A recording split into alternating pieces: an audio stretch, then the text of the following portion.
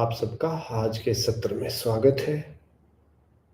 I welcome you all to today's session. Let's chant Om 3 times. 3 बार ओम का उच्चारण करते हैं।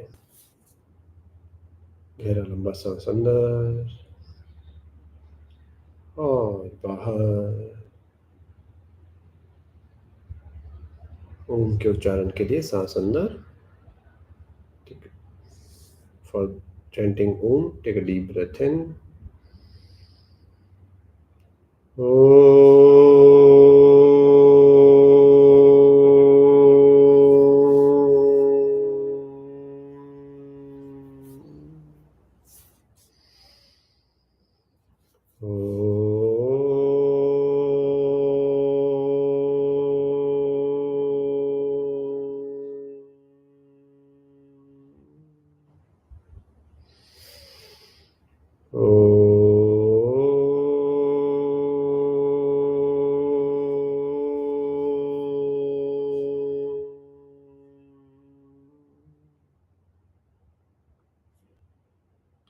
Let's chant Om Namo Bhagavate Vasudevaya a few times. कुछ देर Om Namo Bhagavate Vasudevaya का जप करेंगे।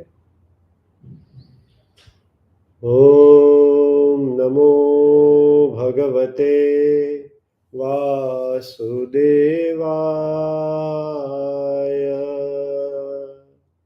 Om Namo Bhagavate Vasudevaya. Om Namo Bhagavate Vasudevaya.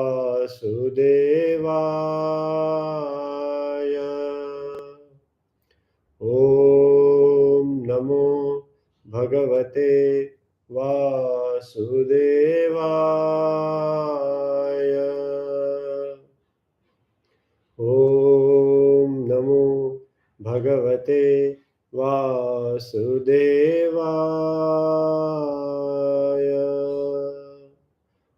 Om Namo Bhagavate Vasudevaya.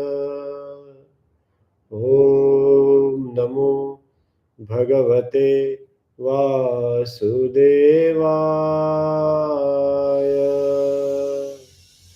Om Namo Bhagavate Vasudevaya. Om Namo Bhagavate Vasudevaya. Om Namo Bhagavate Vasudevaya.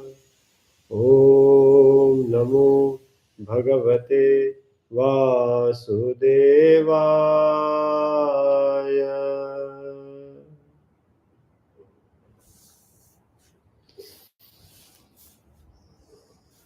Om Sahana Bhavatu Sahano Bhunaktu सह वीर्यं करवावहै तेजस्विनावधीतमस्तु मा विद्विषावहै।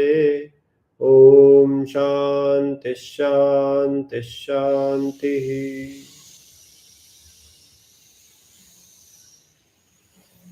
धीरे धीरे आंखें खोल सकते हैं। Slowly and gradually you can open your eyes. So we'll start today's session from Shloka 17 of Chapter 8. आज के सत्र की शुरुआत 17वें श्लोक से करेंगे 8वें चैप्टर के। सहस्रयुग पर्यन्तम् अहर्यद् ब्रह्मणो विदुः रात्रिं युगसहस्रान्ताम् ते होरात्रविदो जनाः। 1000 चक्र के 4 युग का ब्रह्म का एक दिन होता है और इतनी अवधि की उसकी एक रात्रि होती है। इसे वही बुद्धिमान समझ सकते हैं जो दिन और रात्रि की वास्तविकता को जानते हैं। तो आप ये समझिए कि हमारे यहाँ 4 युग पूरे हो गए और एक महायुग कहते हैं, वो ब्रह्म का कल्प है, एक दिन है। तो ये जो अलग अलग स्तर पर समय का जो समझ है, वह हमारे शास्त्रों में भगवान श्री कृष्ण ने हमें 5000 साल पहले बता चुके हैं। One day of Brahma Kalp lasts 1,000 cycles of the 4 ages, Mahayuga. And this night also extends for the same span of time. The wise who know this understand the reality about day and night. So, very interesting that in our scriptures we are able to calculate time in a much bigger frame than the current time system that we are following. So it's very interesting that Shri Krishna is telling us around 5,000 years ago about this. अव्यक्ताद्व्यक्तयः सर्वाः प्रभवन्त्यहरागमे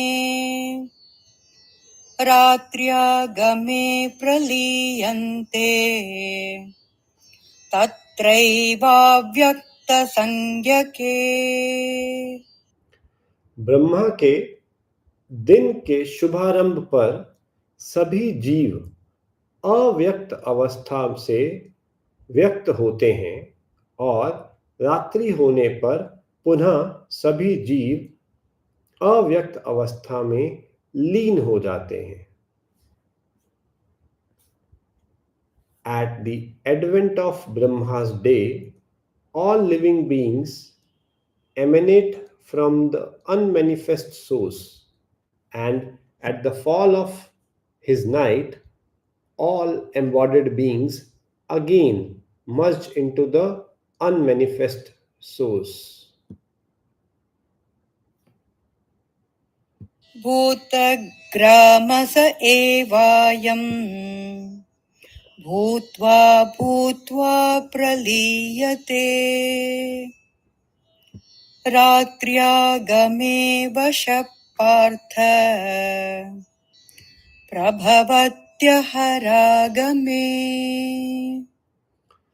ब्रह्मा के दिन के आगमन के साथ असंख्य जीव पुनः जन्म लेते हैं और ब्रह्मांडीय रात्रि के आने पर अगले ब्रह्मांडीय दिवस के आगमन पर स्वतः पुनः प्रकट होने के लिए विलीन हो जाते हैं।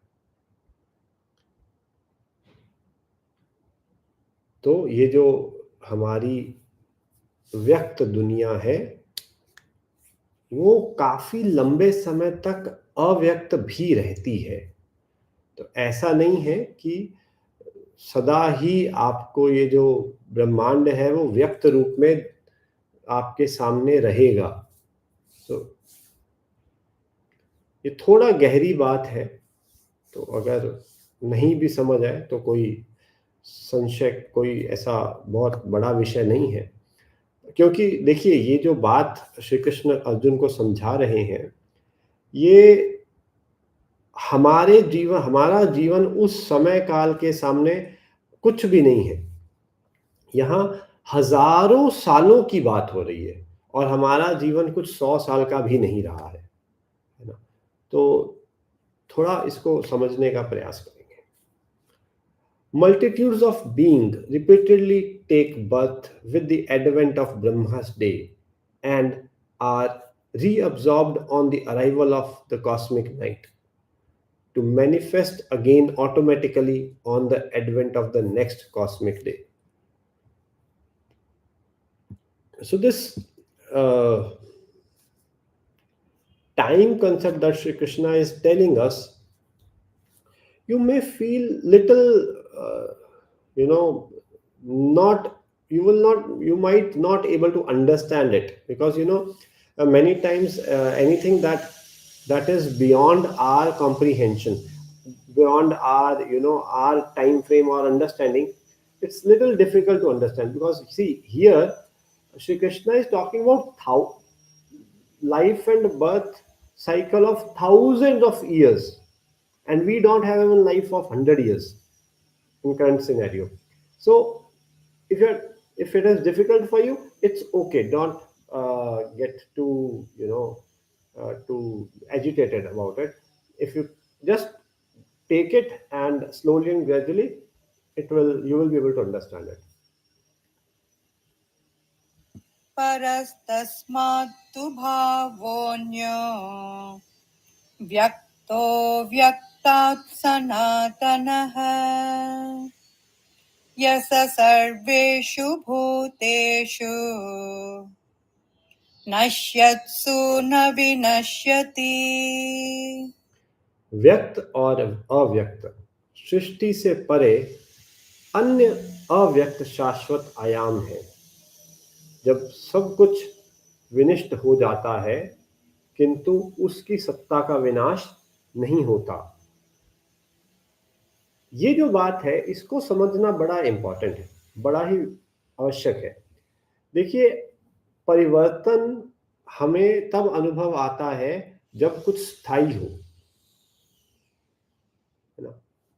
आप उदाहरण के तौर पर साइकिल का चक्का घूमता हुआ हमें तब पता दिखाई देगा जब बीच में कुछ ऐसा है जो स्थिर है, क्योंकि वो जो स्थिर है उसके आसपास साइकिल का चक्का घूम रहा है, या कोई भी टायर घूम रहा है, तो हमें लगता है कि वो टायर चल रहा है। ठीक उसी प्रकार व्यक्त हो या अव्यक्त जो भी हो, उससे परे के जो आयाम है, जो आत्मसत्ता है, वो इसे देख रही है, इसीलिए वो बता सकती है। तो इसमें से सीखने का ये है कि ये जो परिवर्तनशील संसार है, ये जन्म और मरण के बंधन में या व्यक्त और अव्यक्त में बटा हुआ है, और इससे परे जो आत्मसत्ता है, जो आपका मूल स्वभाव है, जो आपकी आत्मा है, वो शाश्वत है। Transcendental to this manifest and unmanifest creation, there is yet another unmanifest eternal dimension. That realm does not cease even when all others do. See, what we need to understand from this is that the birth and the death are part of a circle, and a person or a being who is away from this death and birth circle can only make you understand about it, can only tell you about it. Okay, so we are taking one birth or the another again and again, but there is something who is vouching for it, something who is looking at it. That is why Shri Krishna is able to tell us that okay, this happens. Yes, so to understand it in a very normal way, you are able to see a tire moving because in the center there is something which is solid, which is not moving. Yes, when you are seeing the center as a stable item, and then you see the tire moving, you say okay, the tire is moving. Why? Because you are able to see something, the reference point is stable. Yeah, so from this what we can learn is that everything is changing, but there is something beyond that which is not changing, and that is what you are, that is what your real you in reality you are, the atma, the consciousness which is beyond this death and birth. अव्यक्तोऽक्षर इत्युक्तः तमाहुः परमां गतिम् यं प्राप्य न निवर्तन्ते तद्धाम परमं मम। यह अव्यक्त आयाम परम गंतव्य है और इस पर पहुंचकर फिर कोई नश्वर संसार में लौट कर नहीं आता। यह मेरा परम धाम है। So Shri Krishna is telling, once you reach to that state which is my abode, तो यहाँ श्री कृष्ण क्या कह रहे हैं, एक बार आप अगर उस परम सत्ता को पा जाते हो जो परिवर्तन से परे है, वही मेरा धाम है। और एक बार वहां पहुंचने के बाद फिर वापस ये व्यक्त अव्यक्त नश्वर जीवन के चक्र से व्यक्ति मुक्त हो जाता है। That unmanifest dimension is the supreme goal, and upon reaching it, one never return to this mortal world. That is my supreme abode. So Shri Krishna is telling that going beyond this circle of birth and death, the manifest or unmanifest, you reach to the supreme goal. That one aspect of life, that one dimension of life where nothing is changing. That is what his abode is. And where is it? It is within you, yourself. Your consciousness is that abode. The only thing that you have to work on is delimiting yourself from this changing world. तो भगवान श्री कृष्ण यही कह रहे हैं कि वो जो परम सत्ता है वो ही मेरा घर है, और उस वहां पहुंचने के लिए हमें क्या करना पड़ेगा, हमें बस अपने जीवन में इस अभ्यास को लाना पड़ेगा कि ये जो व्यक्त अव्यक्त बदल रहे संसार के परे भी कुछ है। उसका जब अभ्यास करेंगे तो आप अपने आप ही उस परम सत्ता को पा जाएंगे जो बदल नहीं रही है, और वही श्री कृष्ण का घर है। पुरुषः स परः पार्थ भक्त्या लभ्यस्त्वनन्यया यस्यान्तस्थानि भूतानि येन सर्वमिदं ततम्। परमेश्वर का दिव्य व्यक्तित्व सभी सत्ताओं से परे है। यद्यपि वह सर्वव्यापक है और सभी प्राणी उसके भीतर रहते हैं, तथापि उसे केवल भक्ति द्वारा ही जाना जा सकता है। The Supreme Divine Personality is greater than all that exists. Although He is all pervading and all living beings are situated in Him, yet He can only be known through devotion.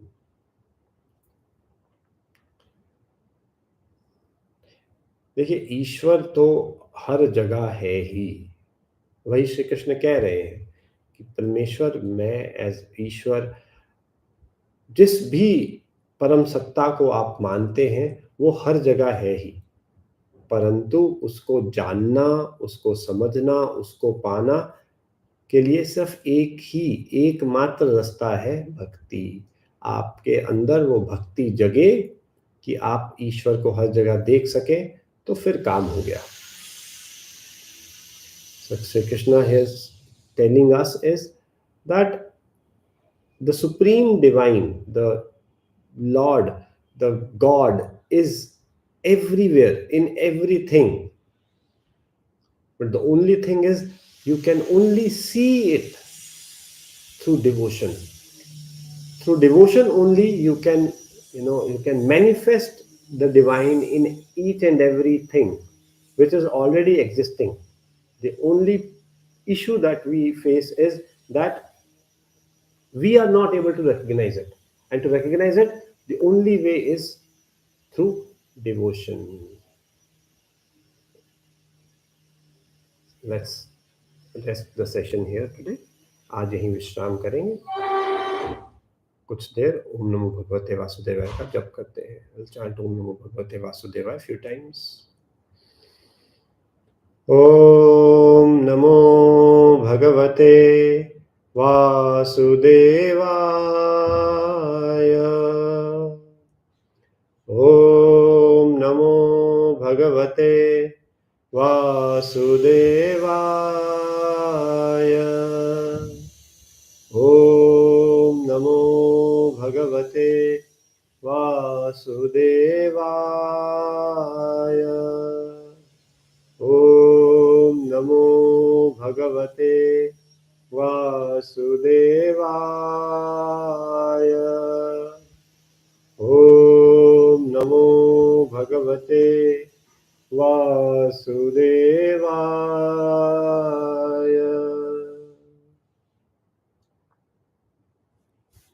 शुभ रात्रि, good night.